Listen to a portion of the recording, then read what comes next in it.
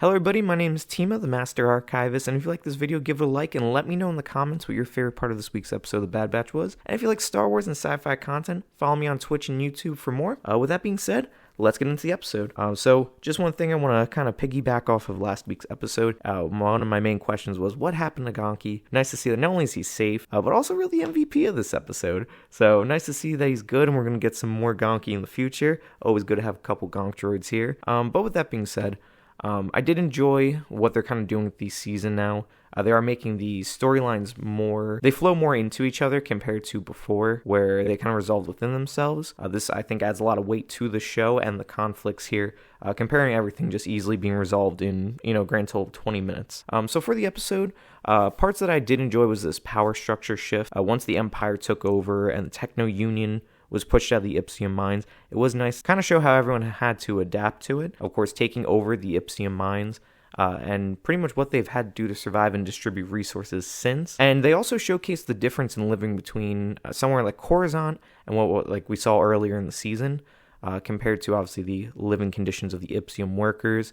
It's that great contrast of inner and outer rim that they have dabbled upon, of course, in like the original trilogy and the sequel trilogy as well. Really every trilogy, now I think about it. Of course, the Outer Rim is not really policed by the Empire, really just left to their own device, for better or worse, I would say. Somewhere like Tatooine, we do see it's like, a hive of scum and villainy. But then we get somewhere like the Ipsium mines, where they're really just trying to survive. We do see that there's a distribution of resources just like in Force Awakens, with Rey working for Unkar Plutt, basically just working for rations, compared to somewhere like Coruscant, where everything is readily available, easily accessible. Somewhere like this planet, or even Jakku, they are just working to survive. Rey worked as a scrapper just to make enough rations to survive to the next day. Now, on the dark side of the episode, I really didn't care for the new character, Benny.